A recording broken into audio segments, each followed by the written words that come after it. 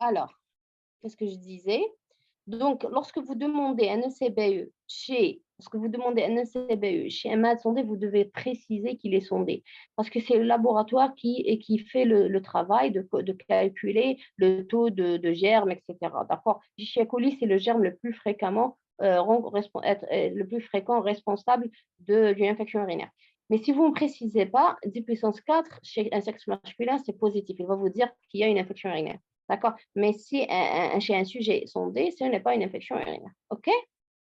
Alors, il s'agit d'une colonisation urinaire bactérienne, oui. Il y a des germes, effectivement. Regardez, il y a 10 puissance 4 de germes. C'est une colonisation et c'est l'étape qui précède l'infection urinaire. Donc, si je fais rien, il va faire une infection urinaire. OK? Je ne donne pas d'antibiotiques parce qu'il n'est pas infecté. Pourquoi je vais donner antibiotiques? D'accord? Pas d'antibiotiques, oui.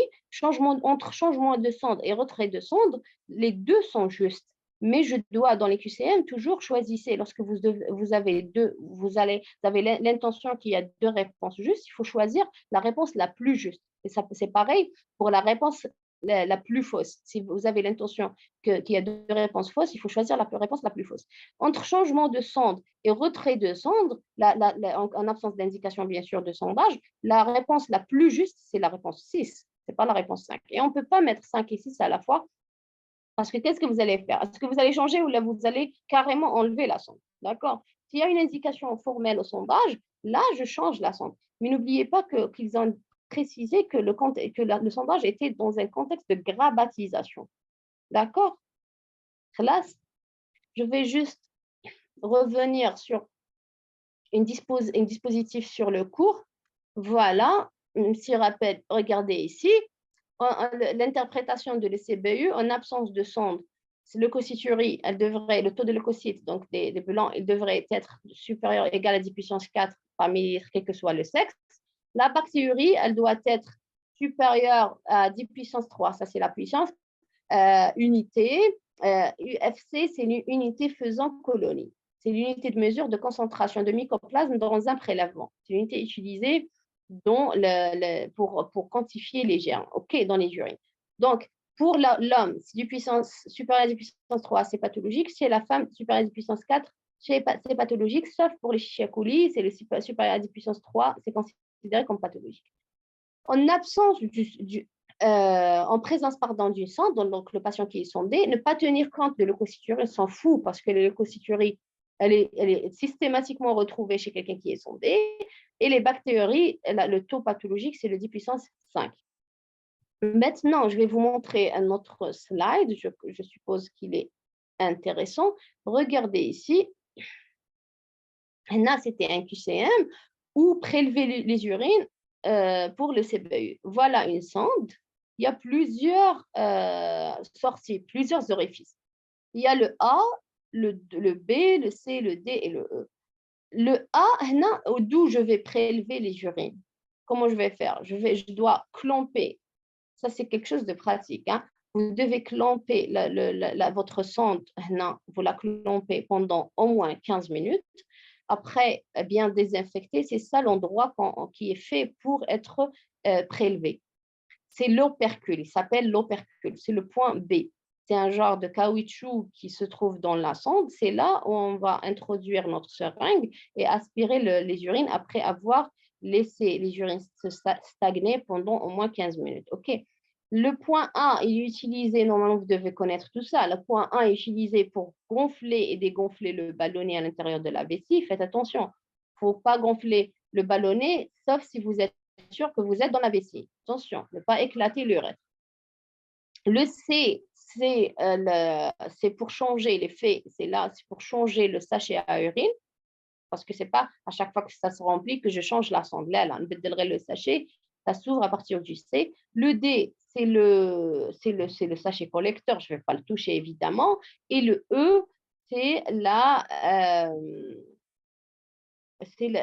C, c'est la valve anti-reflux. C'est une valve qui empêche les urines le reflux des urines. Attends, je me suis trompée. OK. Le E, c'est le robinet de vidange. C'est là où je peux vider mon sac à urine. OK. Mais sinon, voilà l'endroit où vous devez prendre le prélèvement des urines. D'accord. On revient sur nos cas cliniques. Alors, on était là. Donc, regardez, 100%, 100% des cendres sont colonisées après 4 semaines. C'est pour ça qu'il faut toujours changer les cendres à demeure, OK? S'assurer d'avoir de l'indication. Et si vraiment il y a une indication formelle, il faut les changer chaque 2 semaines, par exemple. On passe. 5e cas, vous avez une femme âgée de 28 ans, elle est enceinte de 25 semaines d'aménorrhée, qui ne pose jusqu'à maintenant aucun problème. À l'examen, à son passage systématique chez la gynéco, elle fait un examen, elle fait la bandelette urinaire, elle trouve des leucocytes dénitrites. Remarque, nos gynécos, malheureusement, moi je suis tombée enceinte 2 fois, aucun gynécologue ne m'a demandé ne m'a fait une bandelette urinaire. Et c'est grave, parce qu'on devrait faire la bandelette urinaire, parce que la bactérie asymptomatique chez la femme enceinte peut être très dangereuse. Donc, normalement, à chaque passage de routine, consultation chez la gynéco, elle devrait faire une bandelette urinaire. On a fait chez cette femme une bandelette urinaire, il y a des leucocytes, il y a des nitrites. Quelle est votre conduite? C'est toujours un QCM. Qu'est-ce que vous allez choisir? Est-ce qu'il s'agit d'une bactérie asymptomatique? Est-ce que c'est une infection urinaire? Est-ce que c'est une fausse positivité de la bandelette urinaire qui est liée à la grossesse? Est-ce que j'ai fait mon ECBU? Est-ce que je lance une antibiothérapie systématique ou pas d'antibiotiques? Qu'est-ce que vous allez choisir? Allez, bismillah. Première proposition. 1, oui, c'est une bactérie asymptomatique. 4, très bien. Antibiothérapie systématique. Bravo pour celui qui a répondu rapidement. Effectivement, on reprend la réponse juste comme votre collègue a répondu. 1, il s'agit d'une bactérie asymptomatique parce que ce n'est pas normal d'avoir des leucocytes dénitrites chez une femme enceinte. OK, donc il s'agit d'une bactérie. Pourquoi c'est dit asymptomatique? Parce on nous a dit qu'il n'y a aucun problème. Donc la malade ne se plaint ni de brûlure, ni de rien du tout.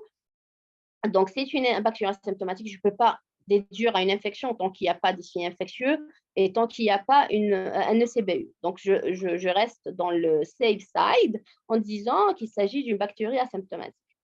Est-ce que c'est une fausse positivité de bandage urinaire liée à la grossesse? Ça n'existe même pas. Il n'y a pas de fausse positivité liée à la grossesse. C'est faux. Est-ce qu'on complète par ECBU? Évidemment, oui. On a dit que l'ECBU systématique, dans tous les cas, sauf chez la femme jeune, bien portante, qui n'est pas enceinte, évidemment. D'accord? Est-ce que je lance une antibiothérapie systématique? La réponse est oui. Oui. C'est une antibiothérapie minute. On a dit qu'on utilise la phosphomycine. Elle a ces deux indications, la cystite simple de la femme jeune et la bactérie asymptomatique de la femme enceinte.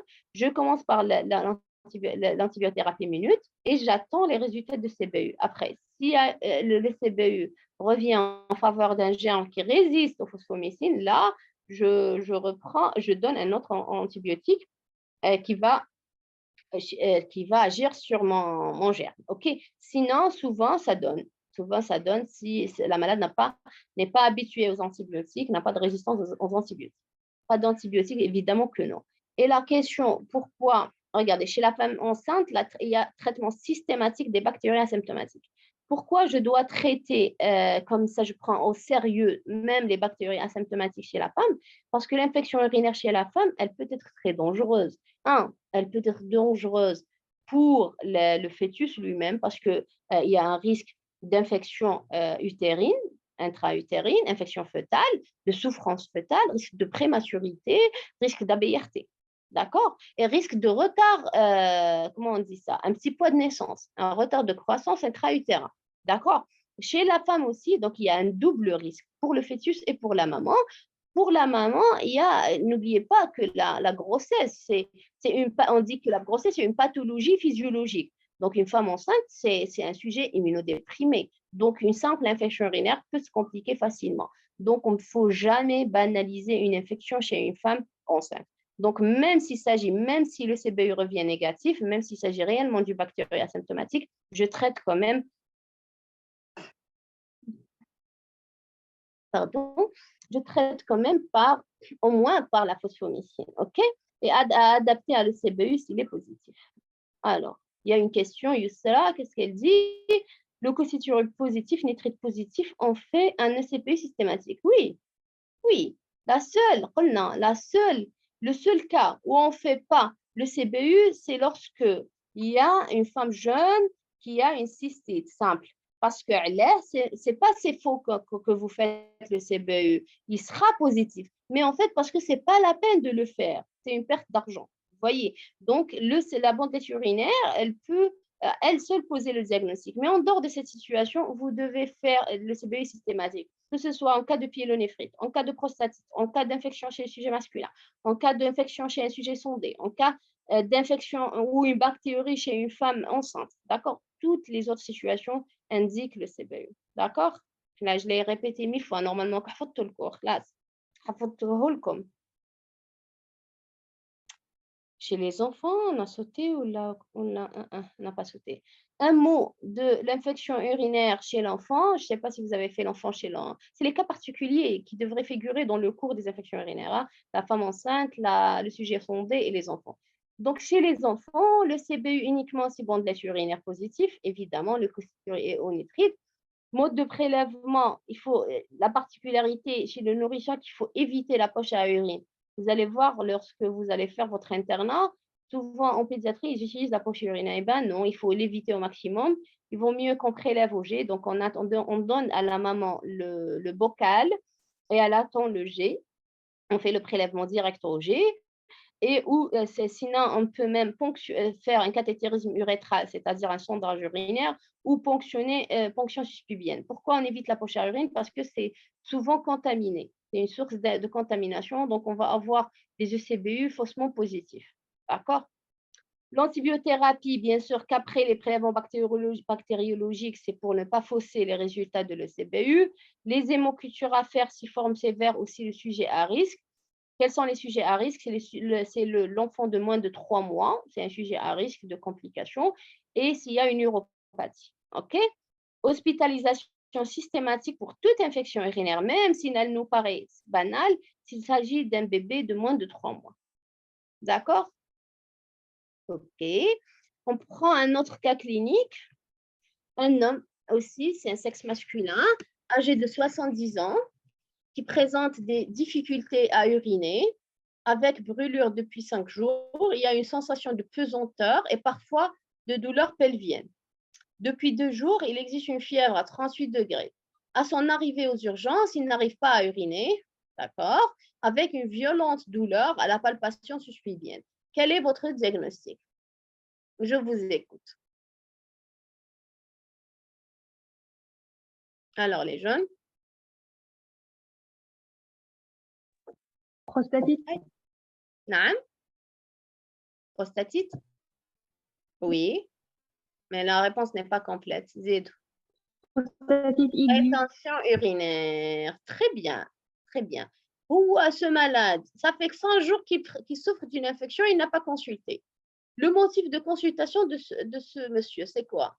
C'est qu'il a une violente douleur au niveau pubien, il n'arrive pas à uriner. Donc, ça s'appelle comment? Ça s'appelle la rétention, pardon, c'est la rétention urinaire d'urine, ou vous pouvez dire même globe urinaire, c'est juste aussi. C'est une rétention urinaire aiguë parce que c'est brutal, d'urine, qui est secondaire à une prostatite probablement aiguë. D'accord? Vous pouvez dire secondaire, et je préfère que vous dites secondaire à une infection urinaire masculine. C'est le terme qui est actuellement employé. Actuellement, je ne sais pas si ça a été dit dans le cours, mais actuellement, on a abandonné le terme de cystite chez l'homme, chez le sexe masculin, mais chez la femme. Chez la femme, on parle de cystite, normalement, il n'y a pas de problème. Chez l'homme, de préférence, on parle d'infection urinaire masculine. Pourquoi? Parce que c'est très difficile de distinguer entre une prostatite seule et une cystite seule. Parce que la vessie, l'anatomie, qu'est-ce qu'elle dit? Elle dit que la prostate, elle est collée à la paroi inférieure et le derrière de la vessie. Donc, les deux organes sont collés. Donc, c'est presque impossible d'avoir une infection de la vessie sans qu'il y ait une infection de la prostate. Et le contraire est aussi vrai. C'est presque impossible d'avoir une infection de la prostate sans qu'il y ait une contamination de la vessie parce que ce sont deux organes qui sont collés. D'accord? Donc, pour ne pas tomber dans le débat, est-ce que c'est une cystite, est-ce que c'est une prostatite, est-ce que non, les savants ont préféré abandonner tous ces termes-là et employer tout simplement le terme infection urinaire masculine lorsqu'elle est basse. Hein, parce que lorsqu'elle est haute, la PNA, elle est évidente. S'il y a une PNA, il y a une PNA. OK? Mais entre prostatite et cystite, c'est presque, je dis presque impossible d'avoir une cystite chez un sujet masculin sans qu'il y ait une contamination de la prostate. Sont collés. D'accord? Donc, ça reste quand même juste parce que, bon, on continue à dire prostatite aiguë, mais si vous voulez être à jour, le terme employé actuellement, secondaire, une infection urinaire masculine. Pourquoi ici on a suspecté la prostatite? Quels sont les signes ici dans l'énoncé qui orientent vers une prostatite? Alors, la fièvre, très bien. Regardez, ce monsieur il présente des difficultés à uriner, des brûlures depuis 5 jours. Ça, c'est des signes d'une cystite, d'une infection de la vessie. OK, ça fait 5 jours. Mais la sensation de pesanteur et la douleur pelvienne aussi, c'est un signe d'infection de la prostate ou de la vessie. Les deux donnent des douleurs pelviennes. Mais la sensation de pesanteur, mais surtout la fièvre, ce qui indique l'infection du parenchyme. D'accord? Donc ici, comme la localisation des signes, des symptômes, et c'est au niveau pelvien, c'est-à-dire c'est probablement la prostate, ce n'est pas le rein, puisque la douleur n'est pas lombaire. Et dans la PNA, on a très très peu de signes urinaires basses. Donc là, on est devant une prostatite probablement, vu la fièvre. Et remarque, si vous avez remarqué, lorsqu'on a parlé de PNA, on a donné l'exemple de la fièvre à 39. À 39, 39,5, 40, ce que vous voulez. Mais lorsqu'il s'agit d'une infection de prostate, la fièvre, elle est moindre. C'est souvent un fébricule dans la prostatite. Pourquoi? C'est rare qu'une prostatite donne, par exemple, 40 de fièvre. Pourquoi? Allez? Tout simplement parce que la prostate, elle est moins vascularisée que le rein. Donc, la prostate, c'est vrai qu'elle est vascularisée. C'est pour ça qu'il y a un passage. La fièvre, c'est quoi? C'est une réaction naturelle de l'organisme face à la présence de germes dans le sang. OK? Donc, si vous avez une fièvre, ça veut dire qu'il y a une atteinte parenchymateuse, qu'il y a un passage de germes dans le sang. Et lorsqu'il s'agit d'un organe très vascularisé comme le rein, le passage de germes est très intense et très important. Donc, ça va se manifester avec un tableau infectieux très sévère.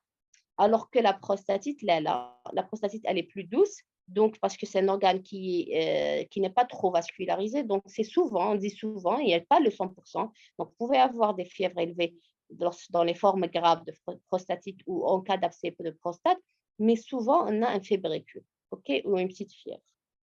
Très bien, on passe. Quelle est votre prise en charge?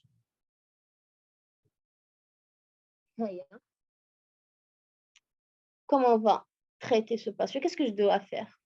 Hein? Qu'est-ce que je dois faire en premier? Allez, il y a des propositions, je vais voir. Hydratation, sondage. Est-ce que vous allez hydrater avant de sonder? Si vous allez hydrater, vous allez aggraver le globe vésical. Il va aller dans la vessie. Le malade, il est incapable d'uriner. Donc, vous allez éclater la vessie. Comment vous allez hydrater sans sonder? Le premier réflexe, le malade, il hurle de douleur. Soulager la douleur. Comment je vais soulager la douleur? Il y a un globe vésical, je sonde le patient. Remarque, c'est une indication au sondage, mais c'est un sondage temporaire. Je dois traiter le problème, traite l'infection afin de traiter le problème de rétention et enlever la sonde urinaire. OK. Mais la première des choses, je sonde le patient afin de le soulager. Après, oui, très bien. Après avoir placé la sonde urinaire, j'hydrate le patient, effectivement, parce qu'il y a une fièvre, c'est-à-dire qu'il y a un passage de germes dans les urines, dans le sang, pardon, donc il y a un risque de sepsis. OK. Et en plus, ça va aider la vessie et les voies urinaires à éliminer le germe et ça va prévenir aussi l'ascension des germes vers le rein. Parce qu'avoir des germes dans la prostate, dans la vessie, il y a un risque de passage vers le rein. Lorsqu'on on draine bien, donc il y aura un bon flux urinaire, donc ça va empêcher les germes de monter vers le rein et éviter l'insuffisance rénale. l'infection du rein et l'insuffisance rénale. Donc, l'hydratation, oui, n'oubliez toujours pas d'hydrater tout patient qui souffre d'infection rénale. Même une infection banale, demandez aux patients à la maison de boire, de bien boire jusqu'à 3 litres par jour, à condition, sauf bien sûr à condition qu'il y a une bonne miction. Il n'y a pas de problème de rétention des. Il y a un problème de rétention, il faut sonder d'abord le patient. Très bien, classe. On a sondé, on a hydraté, on a mis une voie. Qu'est-ce qu'on va faire aussi?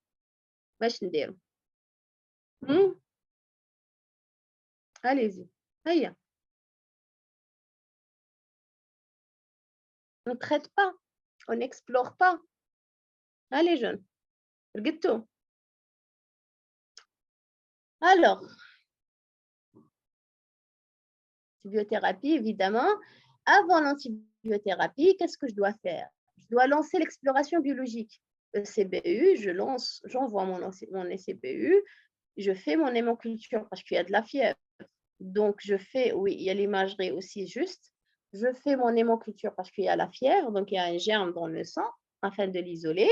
Et je fais même, là, la réponse n'est pas complète ici. Donc, normalement, je devrais, en plus de l'hémoculture, rajouter l'FNS, la CRP, et s'assurer que le rein est bon. Je fais quand même un bilan rénal. OK? L'antibiothérapie, oui, je lance une antibiothérapie, des céphalosporines au fluoroquinolone, secondairement adaptée aux résultats de l'ECBU et prolongée. Ici, tant que le malade il est fébrile, je peux lancer une antibiothérapie par voie intraveineuse et une fois avoir la pyrexie, je passe 48 heures d'apyrexie, je passe à la voie orale. Et regardez le terme prolongé, parce que la prostatite, c'est parmi les indications rares oui, je fais l'urécréatine. Je termine ma phrase seulement. La prostatite, parmi les indications, les rares indications à une antibiothérapie prolongée, ça peut aller jusqu'à 3 mois. Le minimum du traitement de prostatite, c'est 3 semaines. OK? En fait, en général, on traite au bout de 3 semaines, le patient guérit. D'accord? Mais il y a des patients où on est obligé de prolonger l'antibiothérapie, bien sûr, par voie orale. Là, on ne va pas l'hospitaliser durant toute cette durée. Et je fais mon échographie, les voies urinaires, afin non seulement de chercher la cause de la rétention urinaire. Pourquoi il a fait une rétention? Parce qu'une prostatite à elle seule n'explique pas la rétention urinaire. D'accord? Elle explique, OK, elle explique la douleur, elle explique la pesanteur, elle explique la fièvre, elle n'explique pas la rétention des urines. Mais chercher, est-ce qu'il n'y a pas aussi un adénome de prostate? N'oubliez pas que le malade, il a 70 ans. Pratiquement tous les patients, tous les hommes après un certain âge développent un adénome de prostate. Mais ce n'est pas souvent symptomatique. D'accord? Donc, avoir une rétention, premier, il faut chercher un obstacle. Est-ce que c'est un adénome vu l'âge ou peut-être un obstacle aussi bas situé? Est-ce que ce n'est pas un cancer de la vessie, par exemple, qui a empêché la miction, qui n'a pas un cancer sur la prostate? Donc, l'échographie, elle va vraiment nous aider. OK? Et rechercher un abcès prostatique parce que s'il y a un abcès, je vous ai dit tout à l'heure, l'antibiothérapie par voie intraveineuse ne va pas suffire. Il faut drainer l'abcès, que ce soit au niveau de la prostate ou au niveau rénal. Maintenant, je reviens à la question qui était posée. Quelqu'un qui a dit, est-ce qu'on fait urécréatine? Oui, pourquoi ne pas faire? Non, bien qu'il n'y a pas de signes d'infection rénale, mais معليش, on va s'assurer. Pourquoi? Parce que l'insuffisance rénale ici, elle peut être due à une infection au niveau du rein, et donc le germe a monté jusqu'au rein, donc il y a eu aussi une pyélonéphrite, c'est possible, c'est possible, et aussi peut-être dû à l'état de sepsis. Le sepsis lui-même, donc parce qu'il y a une fièvre, donc il y a un passage de germe dans le sang, c'est ce qu'on appelle le sepsis. Le sepsis lui-même, c'est une cause d'insuffisance rénale fonctionnelle. OK? Donc là, je suis obligée, bien sûr, évidemment, de faire un bilan rénal pour voir. Parce que s'il y a une insuffisance rénale, je dois la traiter. Comment je vais la traiter? Je vais la traiter en fait par l'hydratation renforcée. D'accord? Parce que afin de lutter, parce que si je ne traite pas l'insuffisance rénale, je n'hydrate pas bien, je ne prends pas les choses au sérieux, même si l'infection va guérir, mais l'insuffisance rénale va s'organiser. Et ce sera par la suite difficile de la traiter, voire peut-être elle va devenir irréversible. D'accord? Donc oui, l'urécréatinine, elle est systématique. Un, pour être sûr qu'il n'y a pas une infection rénale, PNA, qui a causé une insuffisance rénale, ou deux, le sepsis lui-même, c'est une cause fréquente d'insuffisance rénale fonctionnelle. D'accord? Maintenant, comment prévenir? C'est juste un petit mot sur la prévention des infections urinaires. Les boissons abondantes, ça, c'est en dehors des infections, c'est tout le monde. En fait, tout le monde, même les gens bien portants, parce qu'on préconise les boissons abondantes. Et le minimum chez sujet sain, le minimum, c'est de prendre 2 litres jour. OK? Idéalement, entre 2 à 3 litres jour. Je ne parle pas des cas particuliers de sujets cardiopathes où on doit réduire les insuffisances rénales au stade avancé, les stades précoces d'insuffisance rénale, on préconise les boissons abondantes. Mais lorsque l'insuffisance rénale est avancée, non, on commence à réduire le liquide parce que le rein il est incapable d'éliminer l'excès de liquide. Il y aura une rétention hydrostatée, d'accord? Mais chez le sujet sain, pour prévenir tous les problèmes, il n'y a pas que les infections urinaires, il faut bien boire. D'accord? الماء هو الحياة وجعلنا ربي سبحانه يقول وجعلنا من الماء كل شيء حي. D'accord? Il faut bien boire entre 2 litres et 3 litres.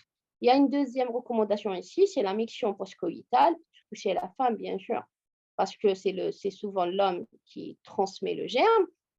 Les mictions fréquentes non retenues, c'est une très mauvaise habitude de retenir les urines parce que c'est un genre de stagnation des urines. Et qui dit stagnation des urines dit pullulation bactérienne parce que normalement, habituellement, on a des germes dans nos vessies, dans les voies urinaires. C'est normal d'avoir des germes, mais c'est à un taux qui n'est pas pathologique.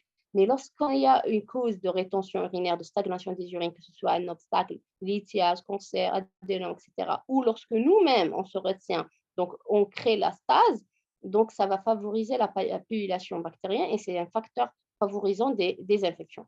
Donc, si vous voulez prévenir les infections, il faut la mission, favoriser les missions fréquentes dès que vous sentez le besoin, non retenu, l'hygiène périnéale adaptée. Je vous ai expliqué tout à l'heure qu'il faut se laver derrière d'abord, puis passer au devant et ne pas le contraire. Ne pas utiliser, j'ouvre les parenthèses pour les filles, ne pas utiliser les produits de l'hygiène intime, c'est très dangereux, c'est déconseillé parce que ça change le pH, ça modifie le pH du méa urinaire du vagin. Et cela va favoriser la pullulation des bactéries. Donc, quand on fait la toilette intime, il suffit d'utiliser l'eau et le savon Marseille. OK? Régularisation du transit, parce que la constipation, je vous ai dit que la constipation favorise aussi les infections urinaires, et éviter les vêtements serrés, afin d'éviter, on préconise des vêtements en coton, afin d'éviter en fait la contamination qui vient de la voie génitale, surtout chez la femme, ça. OK? Très bien. Maintenant, un mot sur les infections nosocomiales. Il faut savoir que les infections urinaires nosocomiales, c'est la première cause d'infection nosocomiale en termes de fréquence. OK? La mortalité est faible, heureusement, mais elle est à l'origine d'hospitalisations prolongées. Parce que les infections nosocomiales, c'est des bactéries qui sont souvent multirésistantes. OK?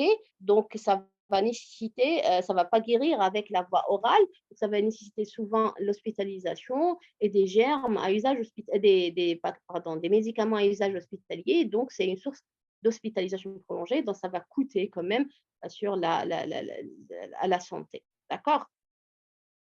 Et nous, la 1re cause des infections urinaires nosocomiales, c'est le sondage urinaire. OK? Quels sont les facteurs de risque? Donc, il y a des facteurs de risque d'infection, les facteurs de risque extrinsèques et les facteurs de risque intrinsèques. Les facteurs de risque extrinsèques en tête de file, vous avez le sondage, c'est la contamination par la voie endoluminale lors de la manipulation, la contamination par voie exoluminale et la sonde, il faut savoir qu'une sonde, on l'a déjà dit 1000 fois, est colonisée à 100% des cas au 4e semaine. Donc, il faut réduire les indications et la durée des sondages. Les endoscopies aussi, le cathétérisme aussi, c'est un facteur de risque d'infection urinaire. Les facteurs de risque intrinsèques, c'est-à-dire qu'ils sont liés au sujet, au malade. Donc, l'âge, c'est les 2 extrêmes d'âge. Les sujets âgés, c'est un sujet fragile et le sujet jeune. C'est pour ça, de moins de 3 mois, c'est un sujet à risque de complications, donc ça nécessite l'hospitalisation. Le diabète et les autres tares, en fait, les tares, on cite ici le diabète parce que, comme on a dit tout à l'heure, les sujets diabétiques, il est prédisposé aux infections et en plus, ils ne sentent pas la douleur. Donc, ça va prédisposer aux complications des infections.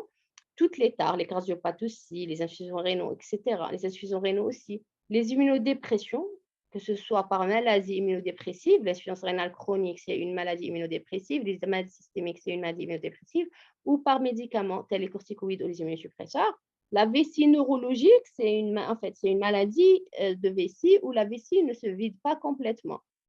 D'accord? Il y a une rétention d'une petite quantité d'urine après chaque mission, donc ça va favoriser la pollution bactérienne. Toutes les uropathies, c'est un facteur de risque. Et l'alitement aussi. Les sujets qui sont alités, ça favorise, parce qu'il y a un genre de stagnation des urines, donc ça va favoriser les infections. Comment limiter les infections sur sonde? Premièrement, limiter le sondage et la durée du sondage. Nécessité bien sûr d'une hygiène parfaite lors de la pause. Le protocole, vous le connaissez normalement. On fait une toilette périnéale adéquate avec antiseptique, lavage antiseptique des mains, utiliser des gants stériles, l'aseptique rigoureuse. Il faut vider le sac vers le bas et non pas le contraire afin d'éviter le reflux des urines. Prélèvement au niveau de la bague après l'avoir désinfecté, d'accord, au niveau de l'opercule. Et ne pas laisser le sac au sol. Déjà, le fait de laisser le sac traîner sur les sols, ça favorise les infections s'il y a un petit trou au niveau du sac ou quoi que ce soit. OK? Et on a terminé. Je vous remercie. Est-ce que vous avez des questions? Oui, c'était le dernier slide. Est-ce qu'il y a des questions? Il y a une question. Pourquoi en cas de cystite, on n'a pas de fièvre? Tout simplement parce que la vessie, ce n'est pas un organe qui est très vascularisé. La fièvre, c'est la traduction physiologique que Dieu a fait pour lutter contre le germe. C'est un moyen de lutte contre l'infection, naturel de lutte contre l'infection. Donc, s'il y a une fièvre, ça veut dire qu'il y a un passage de germes dans le sang. Les organes, plus l'organe est vascularisé, plus il y a un risque de passage des germes dans le sang. La vessie, ce n'est pas un organe qui est très vascularisé. Donc, il n'y a pas de risque de passage dans le sang, donc il n'y a pas de fièvre. OK? Autre question peut-être? Non, j'ai répondu. Est-ce qu'il y a d'autres questions? Je vous en prie. Est-ce qu'il y a d'autres questions avant de clôturer? Parce que c'est notre dernière session, là. OK? Il n'y a pas de questions? C'était clair au moins? Normalement, tout le cours, là. OK, très bien. Donc, je vous souhaite un bon courage. Révisez bien. Je vous en prie. Merci beaucoup. Très bien. Donc, pour mes cours, je peux vous garantir que si vous avez assisté, je vous en prie, donc si vous avez assisté et vous consultez et vous révisez BARC sur les supports, normalement, vous n'allez pas avoir des problèmes. OK? Bien que pour l'infection urinaire, ce n'est pas moi qui va poser les questions, je vais poser les questions sur mes cours. OK? Donc, j'ai fait juste le TD pour vous aider à comprendre le cours d'infection urinaire. Et ce n'est pas seulement pour l'examen, c'est pour la bonne formation des futurs médecins. OK? Je vous en prie, bon courage et travaillez bien.